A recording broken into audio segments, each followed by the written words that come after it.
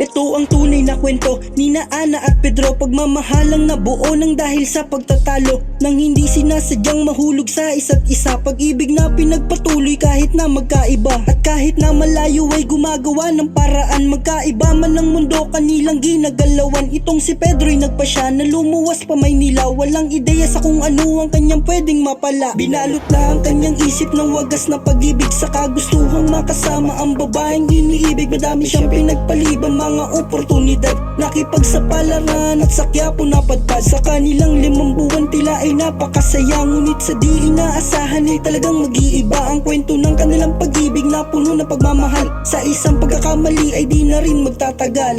Patawad, mahal ko. Salamat, mahal ko.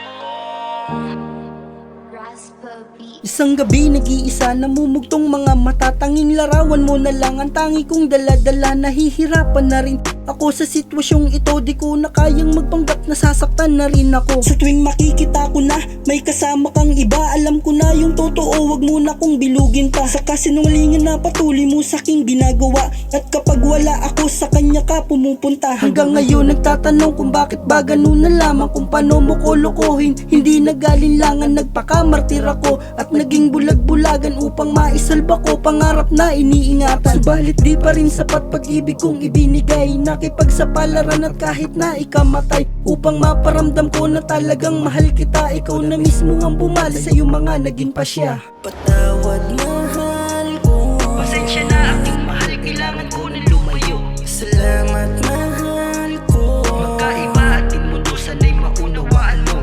Patawad, mahal ko. Pasensya na aking mahal, kailangan ko na lumayo. Salamat, mahal ko. Magkaiba ating mundo, sana'y maunawaan mo. Pasensya na ako, sobrang galit ang aking nadarama. Gulong-gulo ang isip ko at di alam kung kaya pa. Hindi alam ang gagawin, gusto ko na lamang sumigaw. Tadhana ay tinatanong kung bakit ka sa'kin inagaw. Tanggap ko na bukod sa akin ay meron ka pang iba. Hindi ko ipinaalam dahil ayokong mawala ka. Ako ay nagtataka at di ko maintindihan. Alam mong nasasaktan ako pero walang pakialam. Ngunit sa bandang huli akin na rin napagtanto na hindi ka para sa'kin, kaya piniling lumayo. Mahal kita, alam mo yan, ngunit kailangan kang iwasan. Magkaiba ating mundo at di rin pwedeng magmahal. Alam kong kalagayan ko ang tanging iniisip mo, kaya pala tuwing magkikita ay laging patago. Tadhana nga naman talaga, ay grabe maglaro. Kung sino pa wagas sumibig, siya pa yung nabibigo.